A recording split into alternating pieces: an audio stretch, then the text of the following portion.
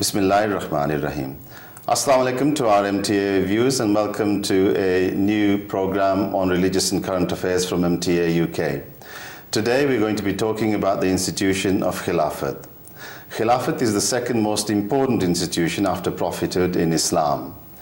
Fortunately for us as Ahmadis, we are blessed with Khilafat, or the re-establishment of Khilafat, and inshallah in 2008 we will be celebrating the centenary of the Ahmadiyya Khilafat.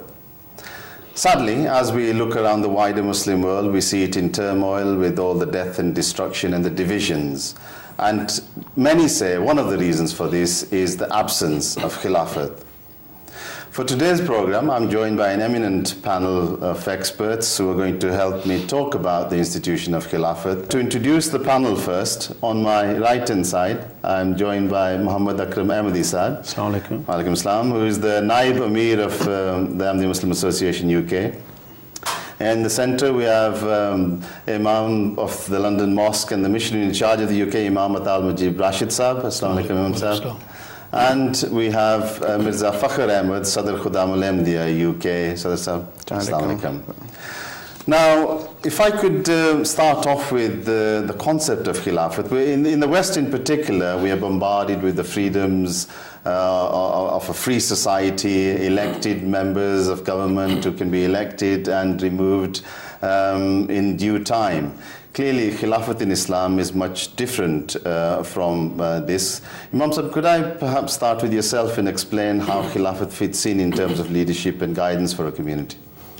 Well, first of all, we should know that Khilafat is not something which is man-made.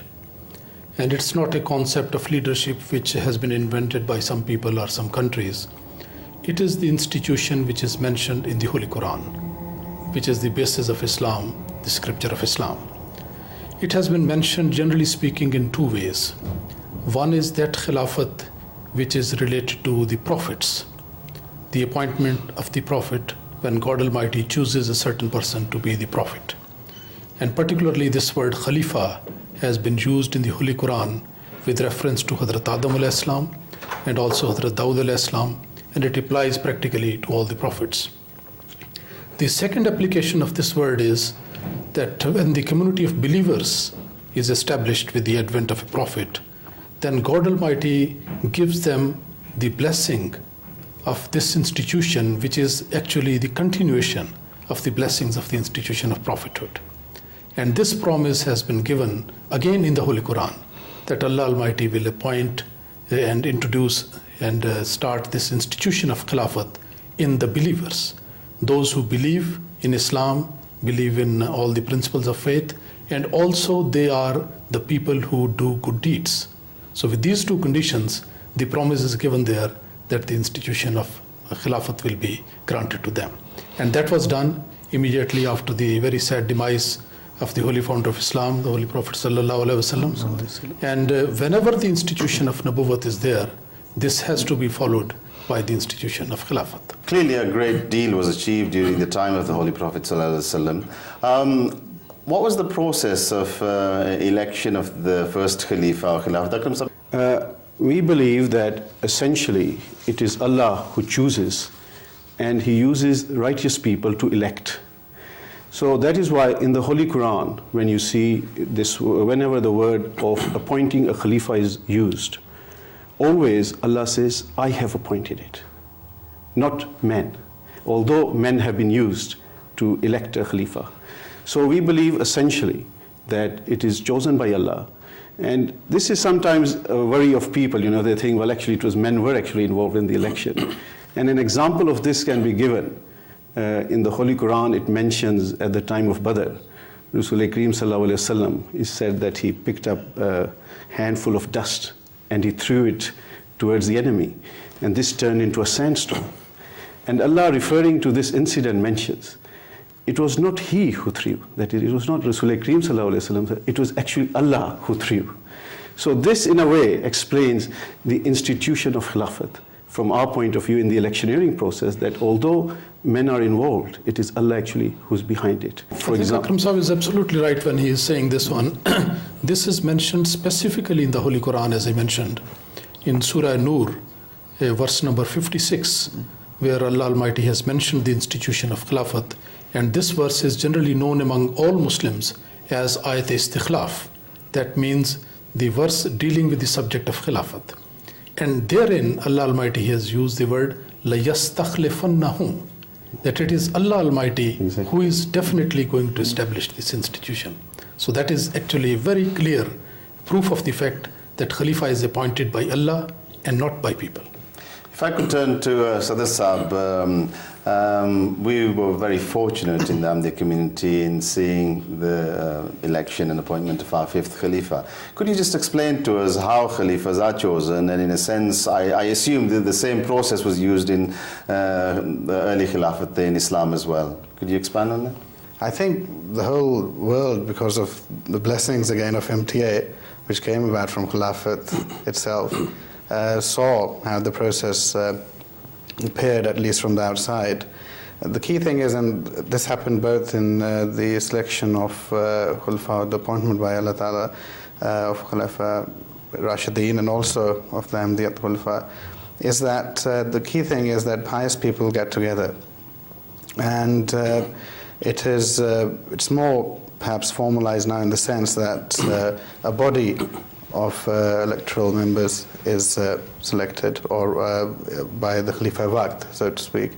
But the same principle applied even 1400 years ago. And again, that is the crux which applies again, goes back to Surah Nur, goes back to what Akram Sahib was saying. And as long as they are pious and they are rightly guided, and Allah puts it in their heart to select a Khalifa that will lead them through the dark period, which is in effect the period between the two. As we saw for ourselves and experienced for ourselves, it is a very gut-wrenching, very dark period. So that is why a lot of prayers are needed to be done during those times as well, between the time of selection of new Khalifa as well. So I think the whole world saw that, but again, the principle is exactly the same. It may look a bit more formalized, isn't just going to, for example, Masjid Nabawi, for example, 1400 years ago, but again, the principle is exactly the same. If I could expand on that with Imam Saab, I mean, clearly it's a very emotional period when a Khalifa passes away, or when a Prophet passes away and Khilafat has to be established.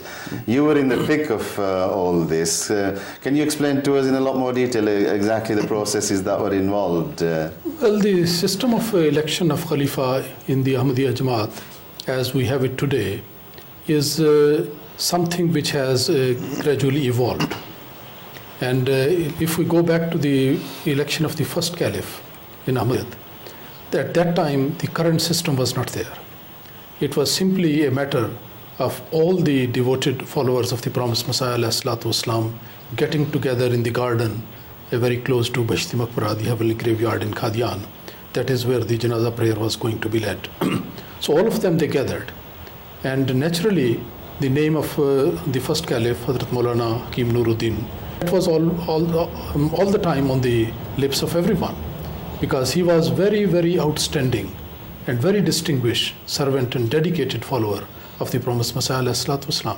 So all the elders, they are looking towards him, but they mentioned it, and just with a complete consensus of opinion at that time, all the people, those who were present there, they one after the other sported the name and said, he is the right one, nobody else, and this and that. And reluctantly, after a lot of prayers, the first Caliph, he accepted the responsibility, and with the unanimous opinion of all the people, he was elected. Then when the time came of the second Khilafat, the time for the election of the second Caliph, that assembly took place in Masjid Nur in Qadian. It's a big mosque, and about, I think, more than 1,000 people, nearly 2,000 people were present at that time, because the Jamaat has grown by that time in big size. And again, there were people who might be having some different views, but the elders, devoted members of the community, they were all looking towards Hazrat Mirza Bashiruddin Mahmud Ahmad, who was the eldest son of the promised Messiah. Although this system is not inherited, but of course the members of the family are not debarred from it as well. So his name was again the choice of the people, and all of them, the even very senior most members of the community, they said he is the right man. And Hazrat Khalifatul Masih Awwal, he also pointed out casually and by showing his respect to the second Caliph, he also was pointing out to this fact that he seems to be the right person. But anyway, the people, they all overwhelmingly agreed, except with a small minority of the people who left Qadian and they established their system separately. That's why I say overwhelming majority. Otherwise, it was practically a unanimous type of decision. Then after that, with the expansion of the community, then there was a need that all the members of the community cannot gather together in one place. Even to invite all of them is difficult. Secondly, for all the people to come is difficult. And where is the place? Where is the arrangement of all this? So then with the consultation of the members of Majlis Shura, which is a very highly respected institution, Ahmadiyya community, only next to Khilafat, as we have just mentioned, after Nabuwwat, the Khilafat is there, after Khilafat, the institution of Shura is there. So it's a long process through which it went past, and eventually the rules and regulations and the whole system was formulated. And the second Caliph gave the approval that from now on this system should be followed, in which there is a system who is going to preside, who are going the people to attend, what is going to be the procedure, and the whole proceeding is done in such a way that it's not made public as such. Only when the final decision is there and the Khalifa is elected and the bath has been taken by the members, only then it is announced to the public. So those were the rules which have been being followed at this time. And over a period of time, it's a long period, I'm talking of 40s or 50s, and after that more than 50 years have passed by. So gradually, according to the need and the requirement of the time, some minor changes have been approved by the Khalifas of the time. So these are the rules and regulations which were operated at the election of the third Caliph, at the fourth Caliph, and also what we are referring to as the election of the fifth Caliph. I'm going to touch on the Ahmadiyya Khilafat later on a bit more, but I wanted to turn back the clock a little bit really to... Just very briefly, this, what Imam Sahib has said, that is also at the crux of when we say that Allah selects and appoints a Khalifa, in that, and history is testimony to it, that all the members there, their heart suddenly turns just towards one person, overwhelmingly, as Imam Sahib has said, and is just freed of everything else and just turns towards one person. And that is a sign, again, that is not man-made or such. It is something that just flows naturally, and you just feel so much more comfortable in that. Absolutely. I was reading, one hadith of the Holy Prophet ﷺ, narrated by Hazrat Aisha, that at the time of when the demise of Rasul Kareem ﷺ came, she mentioned that he had said that at one stage, I wanted to write down who the next, who the Abu Bakr you should elect him. But he said, the prerogative of electing the Khalifa or choosing is Allah's. Yes. So who should I be to write it? And also he said, but I also know that the people, his disciples, the Sahaba, they are all bent upon Hazrat Abu Bakr anyway. So you see, it shows that actually the disciples, the Sahaba, the true people and the righteous people, in their heart they have got the same person in mind, yes, who should be elected. Although it's a democratic process, yet when we look at it, it is also very much guided by Allah. That's correct. I think what the Holy Prophet ﷺ mentioned, that's a great light in that one. Absolutely. And guidance, because he mentioned that people are only going to elect that one who is actually the choice of God. That's right, exactly. So what's the need of myself appointing anyone or even pointing out to someone? Exactly. Because the people are eventually going to be led to that person who is the final choice of Allah Almighty. Right. But here I would like to deal with one thing more as well, that sometimes people ask the question that why, as I mentioned earlier on, there are two types of Khilafat. One is the Khilafat of the appointment of a Nabi, the Prophet. That is done directly, without anybody being involved in that one. Yes. So that is the question which is raised, that why in the first place God Almighty makes the decisions directly, and secondly, when it comes to Khalifa, as we know, then the people are involved in that one. The explanation of that is that when the Prophet is appointed, that is generally a time when there is darkness everywhere. There is no community of believers. There is no community of righteous people. So therefore, God Almighty expresses His will and makes His choice directly by handpicking, as they say, somebody to be the recipient of the divine message, and that is known as the Prophet. But when the Prophet comes, then by the grace of Allah, he establishes a community of believers, a community of righteous people. And Allah Almighty has gave the promise to the righteous people that as long as you are righteous and you follow all what is required from a true believer, then Allah Almighty gives you the promise that He is going to establish the institution of Khilafat. Now still, Allah Almighty has referred the establishment of Khilafat to Himself. That's very interesting. Indeed. But Absolutely. the honor is given to the community of believers, Yes. that they can join into that process. Participate. They can get together, Yes.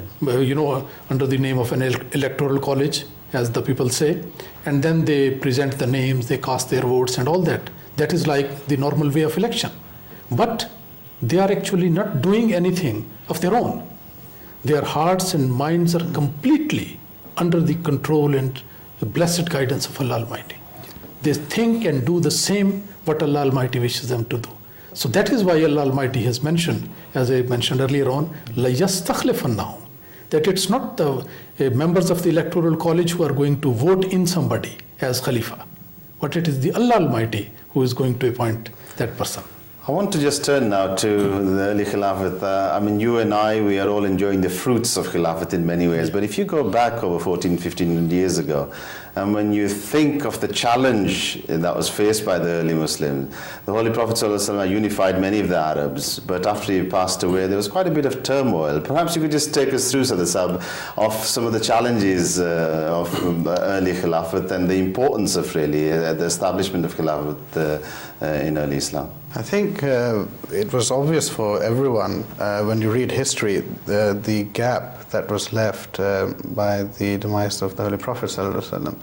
And we are all aware of the events surrounding, for example, Hazrat Abu Bakr Siddiq announcing it, and Hazrat Umar in his emotion, and all the Sahaba and what the emotions were at that time.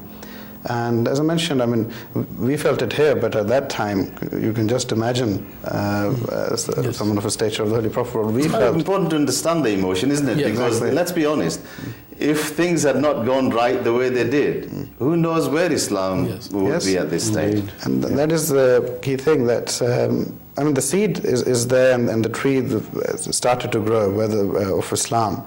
But then you have the Khulafa, and that is why it is important, and when it lasted for 30 odd years, in making sure that at least the roots of Islam and the tree itself, as far as the theology and everything else is concerned, was set, so that people understood at that time, because immediately at that time as well, historically as well, there were factions that did break away, and the weaker ones, and then there were hypocrites involved, and all of this was prophesied at that time as well.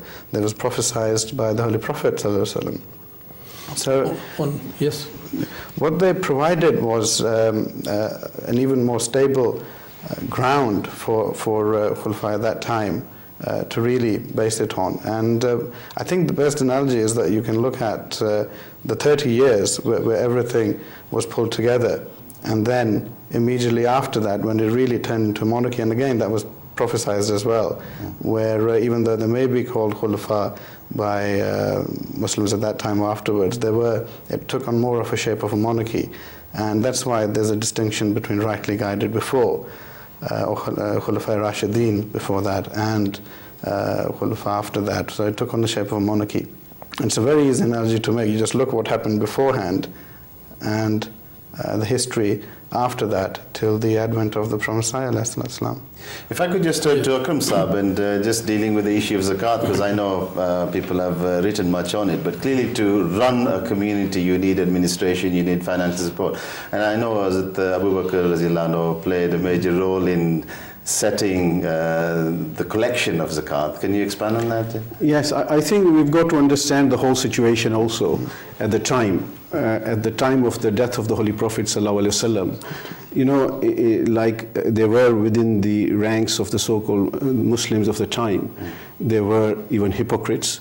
There were people who were after power, and they thought with the coming of the death of the Holy Prophet ﷺ, perhaps they now had a role to play, or now was the time to act. And so soon after the death of the Holy Prophet ﷺ, we find that many false prophets Tulayya and Musalma. These were some of the false prophets who came up. And also there were others who were Muslims but felt that, according to Zakat, for example, that this was perhaps we had made an agreement with Rasul Kareem Sallallahu Alaihi Wasallam, and this now was not binding us with Hazrat Abu Bakr Raziyallahu Anhu. But Hazrat Abu Bakr was very stout, and he knew exactly his position. He knew very well that although he had been elected as Khalifa, he had been appointed by Allah. And he was very sure of that. And not only that, but when we find the history of all the Khulafa, they are very sure that the robe which was given to them was by Allah and Allah alone, and something which they were told not to leave at any stage, you know. So therefore, at that time, some of the tribes felt that they would not pay the zakat, and Hazrat Abu Bakr took action against that. It's very interesting. At the time, the army at that time was about to go on another expedition, and someone suggested perhaps we should hold on to this army so that it can deal with these problems which were coming up everywhere. But Hazrat Abu Bakr mentioned that, you know, this was an order given by Rasul Kareem Sallallahu Alaihi Wasallam, and who am I to stop that order? So he allowed the army and actually went and walked with them to the outskirts of the town so that he could lead them to the instruction according to Rasul Kareem Sallallahu Alaihi Wasallam, and then deal with this separately. And he indeed, in his, how many years was it, Imam Sahib? About 2-3 years of his Khilafat? Yes. About within that period, yeah, he consolidated the Muslims. A new leader, or the Khalifa, as a successor of Rasul Kareem Sallallahu Alaihi Wasallam, was in place, and this shall continue. And he allowed that foundation to be laid for the Muslims to work upon. This incident which Akram Sahib has mentioned is very inspiring, no doubt, as he has already explained.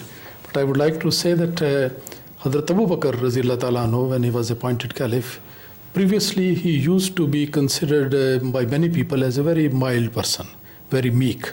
And some of them even had some reservations that how such a meek and humble person will be able to control the whole situation. But the moment he was appointed Caliph, he became like a most powerful person, and he had all his trust in Allah Almighty, and devotion with the Holy Prophet ﷺ was also extraordinary.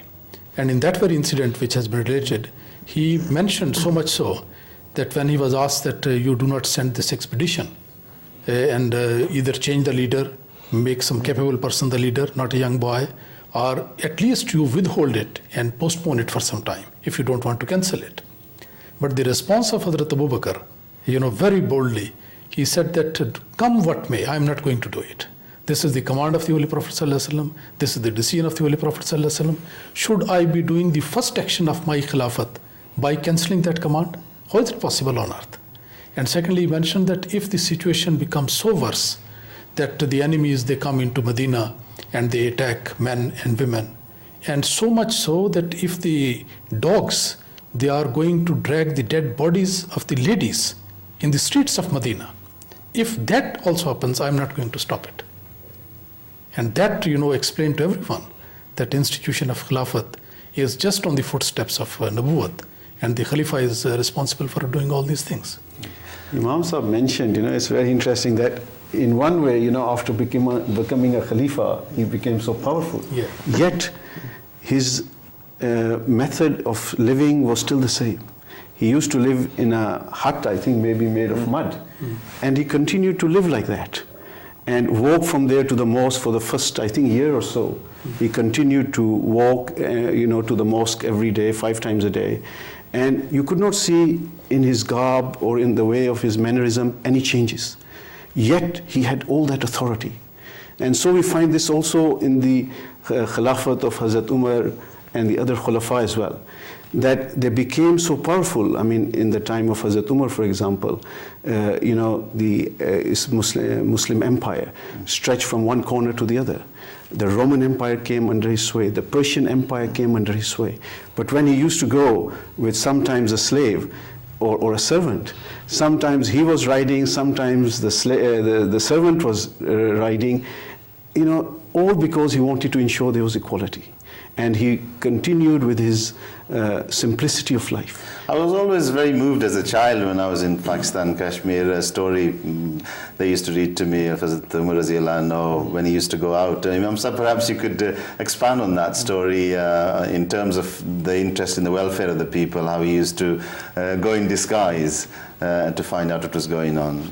I think it's a long story, but to cut it short, it was the practice of Hazrat Umar Raziallahu Ta'ala Anhu that he used to go out in the streets of Medina in the darkness of night. And he actually wanted to find out himself directly how the people are living.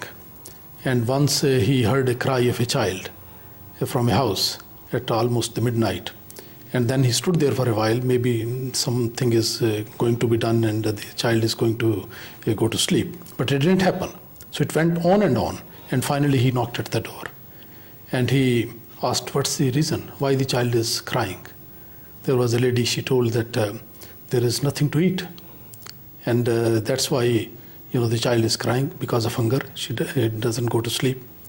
Hazrat Umar asked that, why don't you cook something for him? The lady said, there is nothing to cook. But I am just, I am putting some fire into the cooking area. And there is a pot in which I have put some stones. I am just pretending as if I am cooking the food. But actually there is nothing to cook.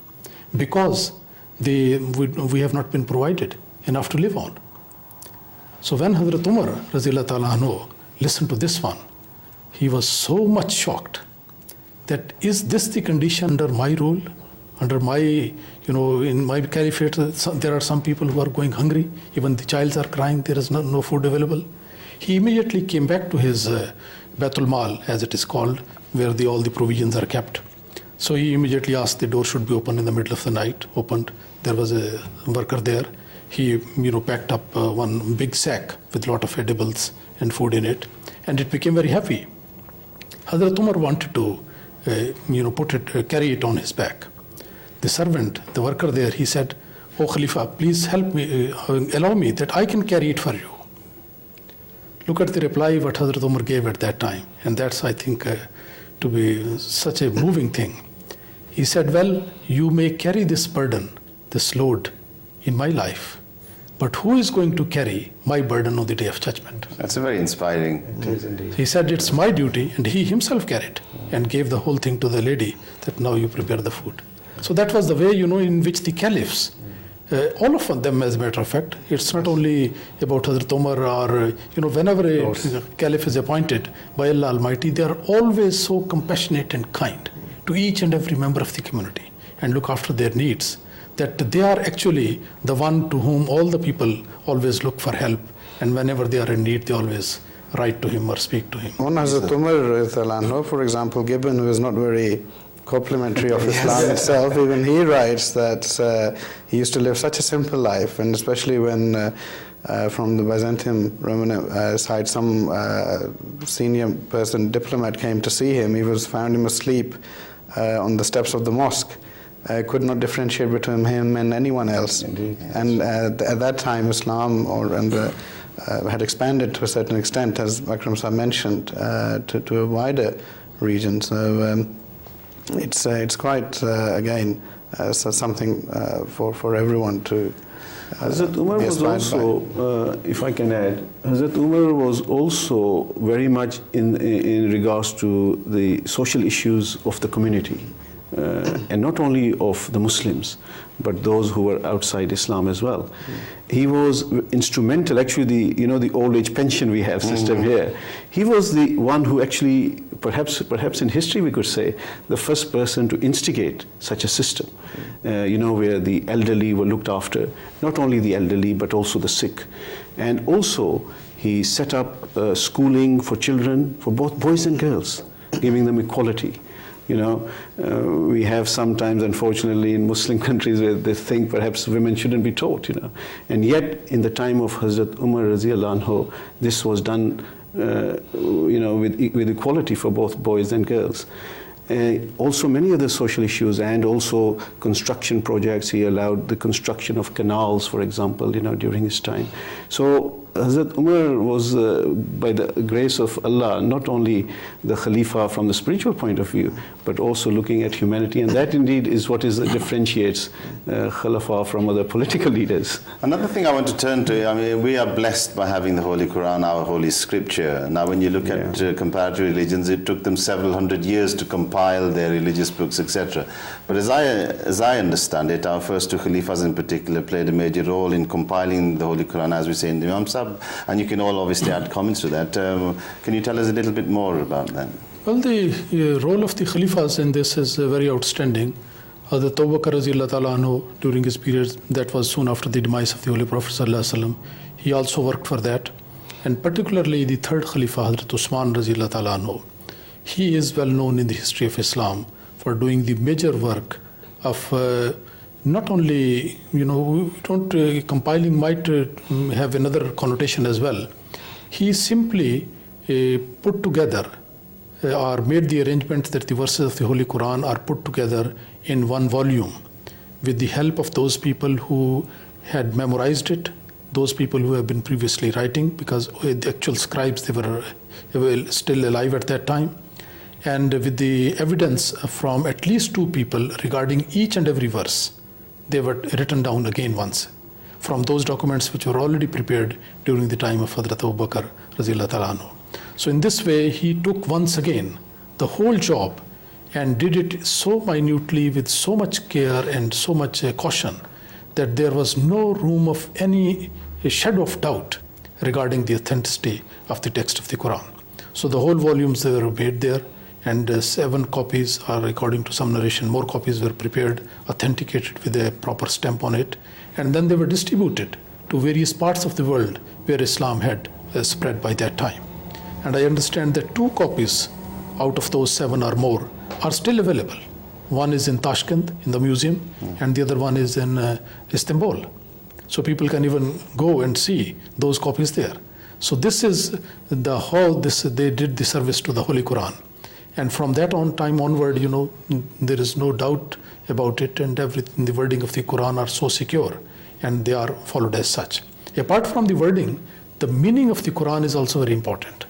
So the caliphs, all the Khulafa, they also did a great job by way of explaining the meaning of the Holy Quran.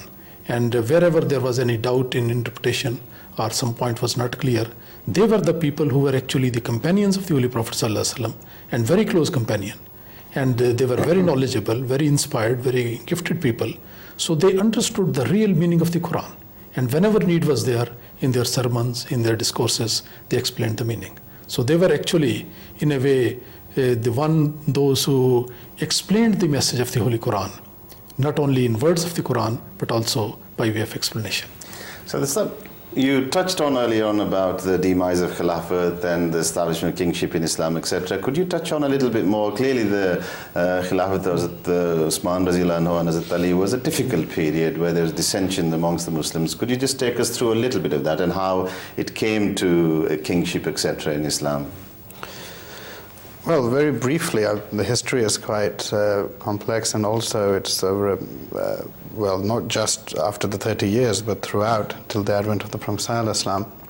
But in Hazrat Usman Radhiyallahu Anhu's time, there were certain elements, specifically some people who just did not want to have Hazrat Usman Radhiyallahu Anhu as a Khalifa. They just did not want to see him as a Khalifa, and it they were spread apart. There were a few people who were the main ringleaders at that time. But the history is, again, as I mentioned, it's perhaps for another time. Sure. But at that time it was a very difficult period. In fact, so much so that, again, as I alluded to earlier on, there were 2 prophecies by the Holy Prophet ﷺ specifically to this period. One was about the Muslim Ummah, so to speak, that if you harm Usman, for example, that the sword of Allah would be unsheathed, for example, for that time.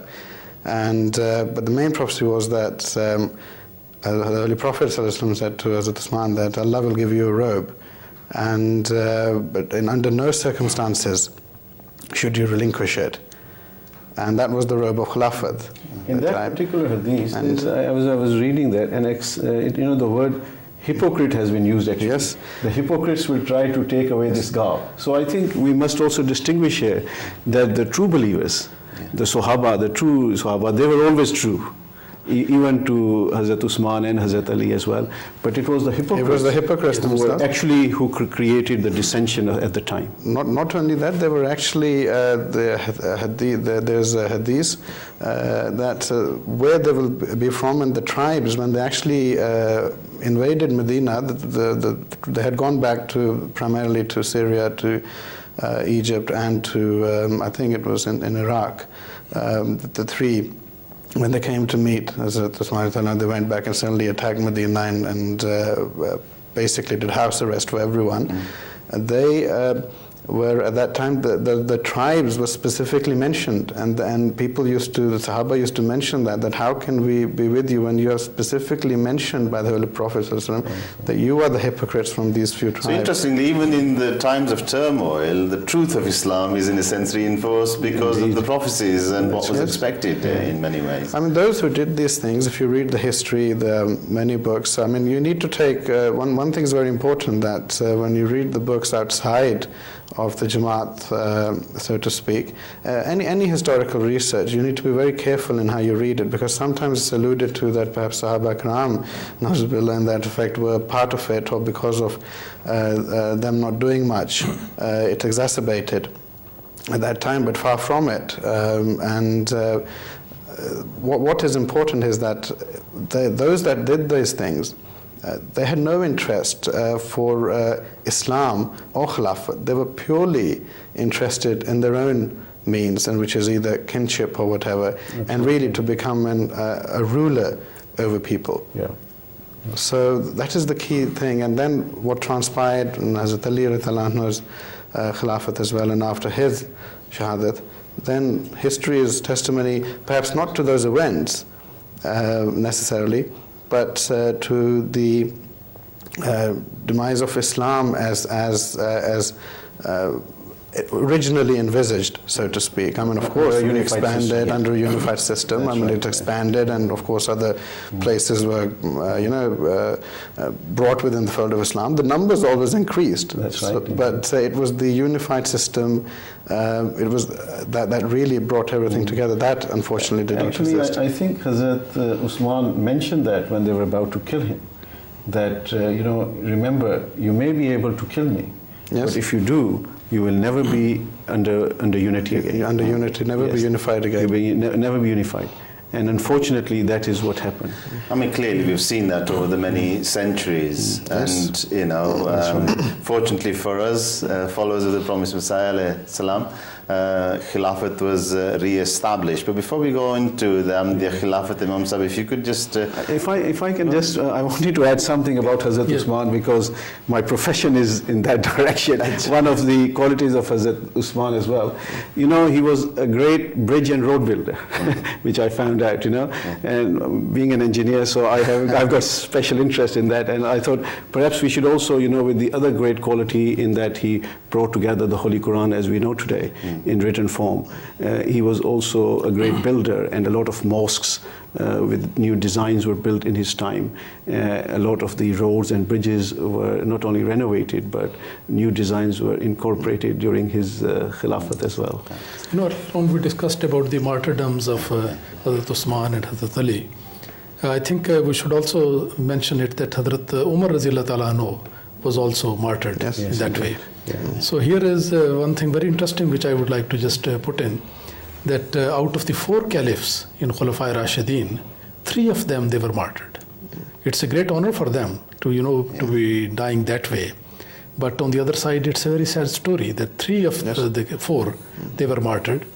But there is also something very interesting with it, that the Holy Prophet sallallahu alaihi wasallam, when he was migrating from Mecca to Medina, along with Hazrat Abu Bakr, and both of them, they were taking overnight stay in that Ghar Saur, the cave of Saur mountain.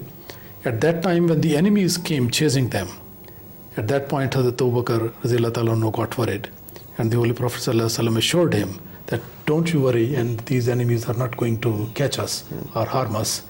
It is recorded in the Holy Quran what the Holy Prophet ﷺ said. He said, La tahzan inna Allah ma'ana. That, O Abu Bakr, you don't fear, Allah Almighty is with both of us. So now in case of the Holy Prophet ﷺ, there was a clear promise in the Holy Quran that Wallahu yasimuka minan nas, that Allah Almighty is going to protect you from the hands of people. They are not going to kill you. They might inflict some harm on you, but not kill you. Yes. In this promise of protection, in that wording of the Holy Prophet ﷺ, Hazrat Abu Bakr was also included. Yes. So that comes to the mind that because of the blessing of that promise, he died in natural death out of the four, while the other three caliphs, they had to have this honor of martyrdom. So this is also very interesting, Yes. that Even though the elements were... yeah. From that also, I also take the cue that, in fact, some sections of Muslims don't believe in the first three caliphs, for Yes. example. That here, and this I think actually is also revealed in the Holy Quran as Yes, well, it is. that Allah was with you too.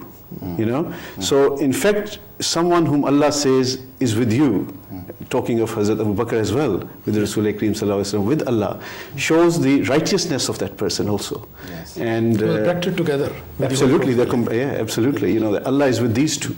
And so that also shows the position of Hazrat Abu Bakr from the perspective of God, if you want to say it from that. Jazakallah. Thank you for giving us your insights into the concept of Khilafat. Unfortunately, we've come to the end of our program. We hope viewers have found this informative and useful. We've shared with you many of the achievements of Khilafat al-Rashida, and also looked in detail really the whole concept of Khilafat, which is very important in the debate in the sort of society that we live on, the importance of leadership and spiritual leadership in particular for the Muslim community. In the next program, we're going to look at Khilafat Ahmadiyya, many of the achievements over the last 100 years or so as we prepare for celebrating the centenary of Khilafat Ahmadiyya. So until we meet again, Assalamu Alaikum.